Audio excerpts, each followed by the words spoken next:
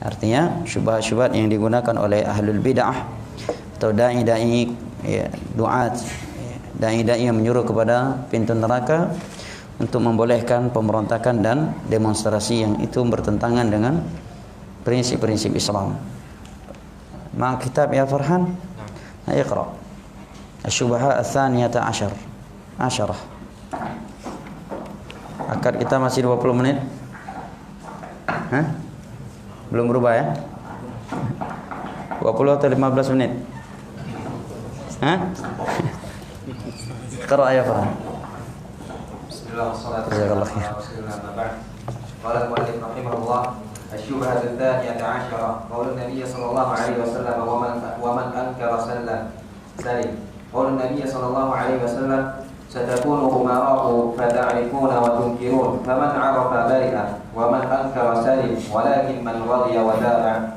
الرد على هذه الشبهة أن هذا الحديث إنما هو من باب الأمر بالمعروف والنهي عن المنكر، وقد تقدم الكلام على كيفية الإنكار على الأمراء وصفات المنكر وآداب الإنكار على الأمراء حتى لا يؤدي إلى ما هو أنكر منه.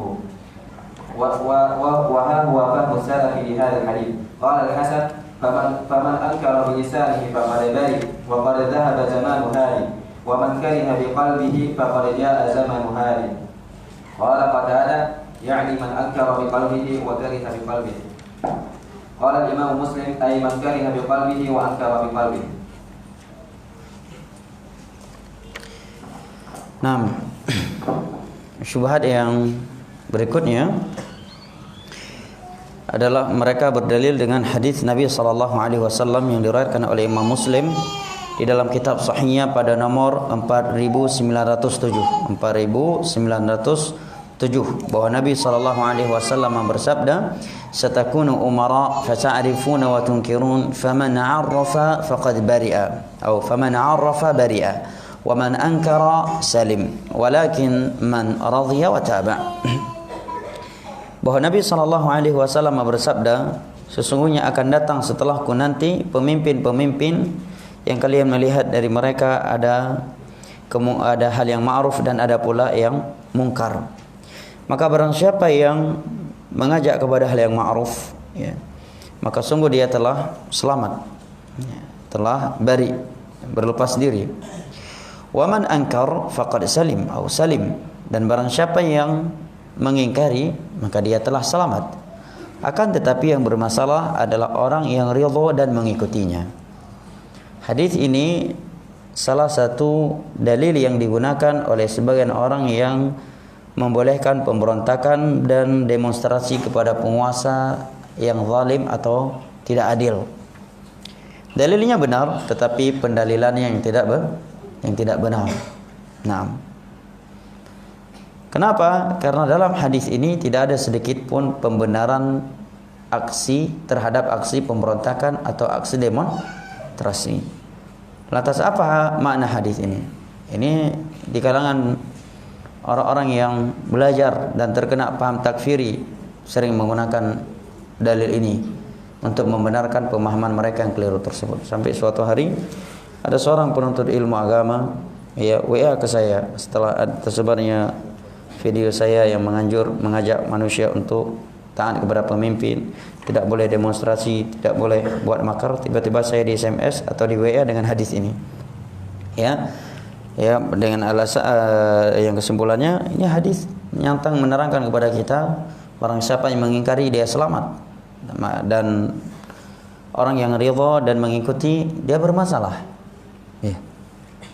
Padahal dalam hadis ini tidak ada sedikit pun pembenaran aksi terhadap aksi pemberontakan atau demonstrasi. Hanya saja Nabi menyatakan barang siapa yang melakukan al-ma'ruf, mengingkari dia selamat. Yang bermasalah orang yang ridha dan mengikuti. Maka kata penulis, ar-raddu ala hadhihi syubhah. Jawaban untuk syubhat ini. Ya, menjawab syubhat ini dengan ucapan kita, an hadzal hadis innama huwa min babil amri bil ma'ruf wa nahyi 'anil munkar. Hadis ini sekedar menerangkan kepada kita pentingnya al-amru bil ma'ruf dan nahyul 'anil munkar. Dan al-amru bil ma'ruf wa nahyi 'anil munkar ada fikihnya, ada syarat-syaratnya. Dan pada pertemuan sebelumnya telah kita bahas hadis-hadis Nabi SAW yang menerangkan kepada kita trik, cara, metode al-amru bil ma'ruf wa nahyi 'anil munkar kepada penguasa. Ya.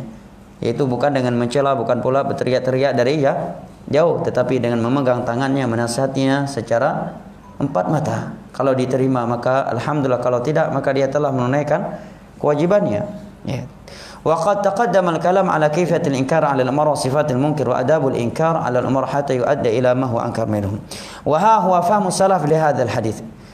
Berikut ini pemahaman ulama salaf terhadap hadis ini. Dan tentunya pemahaman mereka ulama salaf lebih baik daripada pemahaman khalaf, lebih baik daripada pemahaman Muhammad Al-Hasan, ya, Adnan Aw'aur, ya, dan yang semisal dengannya dari du'atun ala abwab jahannam. Qala Al-Hasan Al-Basri, berkata Imam Hasan Al-Basri, seorang ulama tabi'in, dan beliau termasuk sigar at-tabi'in dari Basrah. Basrah sekarang di mana? Irak dan sekitarnya. Nah, itu sumber ulama di masa dahulu. Imam Ahmad dari sana, Baghdad. Nah, kata beliau, "Faman ankara bilisanihi faqad bari'a." Barang siapa yang mampu mengingkari dengan lisannya, dia telah berlepas diri. Tetapi kata Imam Hasan Al-Basri, "Wa qad dhahaba zamanu hadhihi." Sudah hilang, sudah habis zaman untuk melakukan kemungkaran dengan lisan.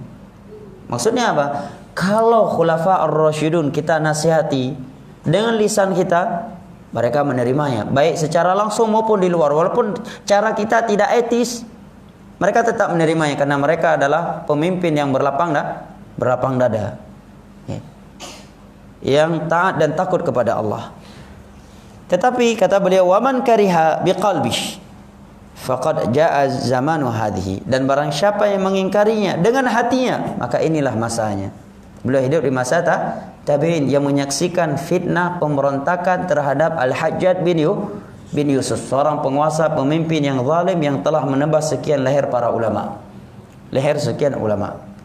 Tapi beliau tetap menganjurkan masyarakat untuk tidak memberontak, taat, ya, mendengar kepadanya selama bukan dalam hal yang maksiat. Kata beliau, inilah masa kita mengingkari dengan hati. Karena kalau kita mengingkari dengan lisan, yang ada adalah mudarat yang lebih besar. Qala Qatadah, berkata Imam Qatadah, ucapan Hasan Al-Basri tadi disebutkan oleh Al-Imam Al-Baihaqi dalam kitab Syu'abul Iman pada nomor 7243. Berikut ini ucapan Qatadah, ini Qatadah Ibnu Di'amah As-Sadusi, murid senior dari sahabat Anas bin Malik radhiyallahu anhu. Beliau lahir sudah buta. Qatadah bin Di'amah lahir sudah buta dan hafal Al-Quran di bawah umur 10 tahun. Kita lahir sehat semua, Masya Allah, ya. Hafalan kita berapa? Sedikit jamaah, ya.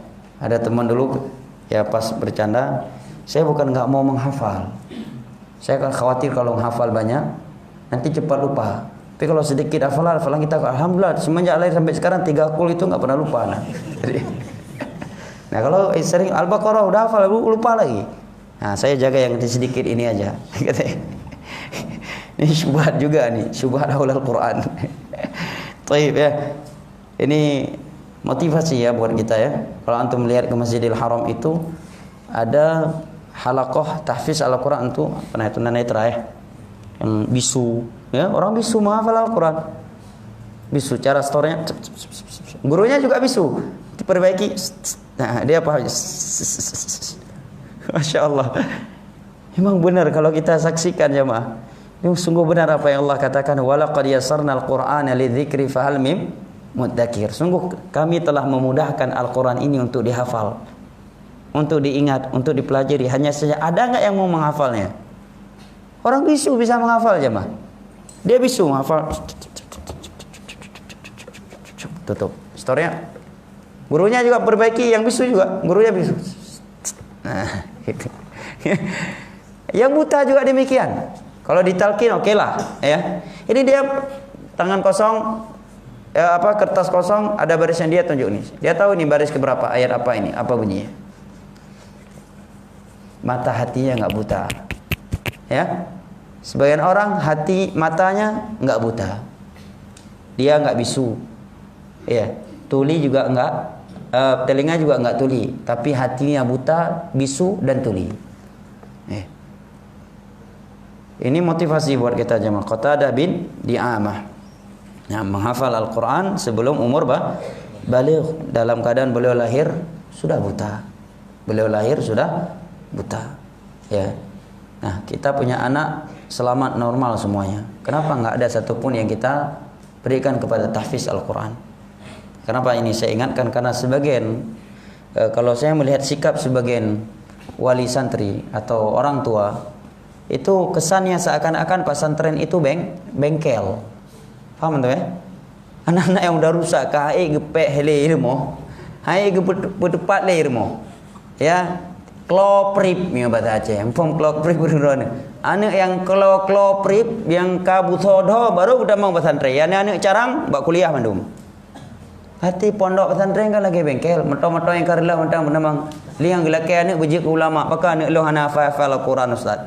Hawa tak long anak yang jik ulama. Ya yang butodo dan mentang pondok ibajik ulama. Ya yang carang mentang kuliah. Ya kan? Ya yang cerdas, IQ-nya tinggi kuliah semua. Ya yang udah korban sudah sabu-sabu udah hampir mati di dunia sabu baru disuruh masuk pesantren. Hah? Ya yang busodo, yang EQ-nya di bawah rata-rata itu yang dimasukkan ke pesantren, kemudian mengharap jadi ulama. Mestinya kan sebaliknya. Ya yang paling cerdas masukkan ke pesantren biar mereka jadi ulama, menghafal Sahih Bukhari, menghafal Al-Quran. Jadi balik. Mana lebih penting, kejayaan agama atau kejayaan dunia? Nah, anak-anak kita normal jamaah. Hendaknya mereka menghafal Al-Quran.